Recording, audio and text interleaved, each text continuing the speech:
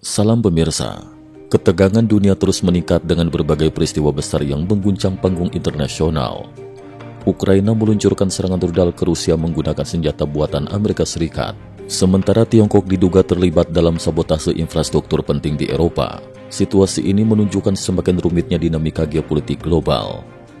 Pada 19 November 2024, Ukraina melakukan serangan pertamanya ke wilayah Rusia menggunakan rudal taktis buatan Amerika Serikat. Langkah ini menjadi respon atas eskalasi konflik yang terus memanas di tengah perang Rusia-Ukraina yang sudah berlangsung lebih dari 2 tahun. Serangan tersebut menargetkan fasilitas militer di Bryansk, sebuah wilayah yang terletak sekitar 70 mil dari perbatasan Ukraina. Kementerian Pertahanan Rusia melaporkan bahwa 5 rudal berhasil ditembak jatuh sebelum mencapai target. Meski demikian, salah satu rudal yang jatuh menyebabkan kebakaran kecil, meskipun tidak ada kerusakan besar atau korban jiwa yang dilaporkan. Di sisi lain, pihak Ukraina mengklaim bahwa serangan itu menghancurkan sebuah gudang senjata milik Rusia. Ledakan besar dilaporkan terjadi di lokasi tersebut, memperlihatkan intensitas baru dalam strategi perang Ukraina.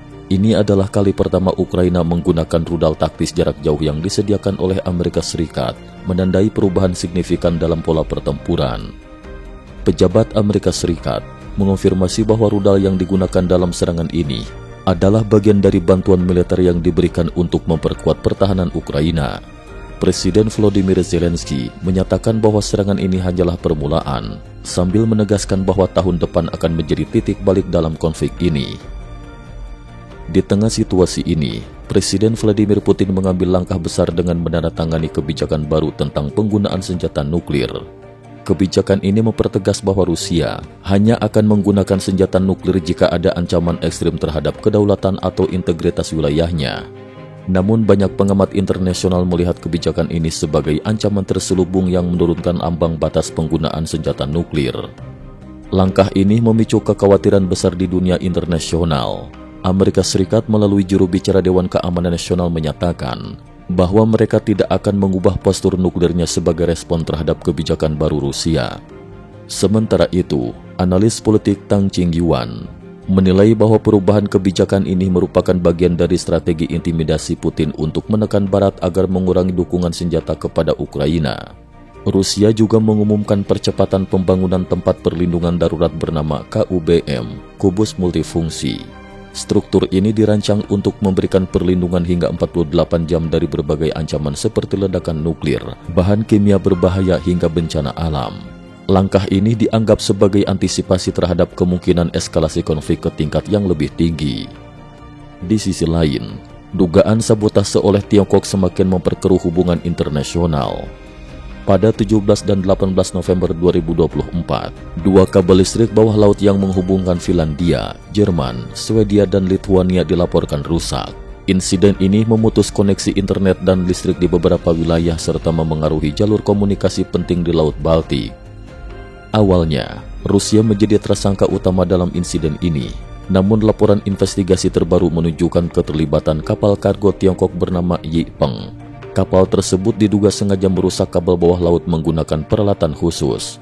Kapal ini kini diikuti oleh 3 kapal perang Denmark setelah mencoba melarikan diri dari perairan Eropa Utara.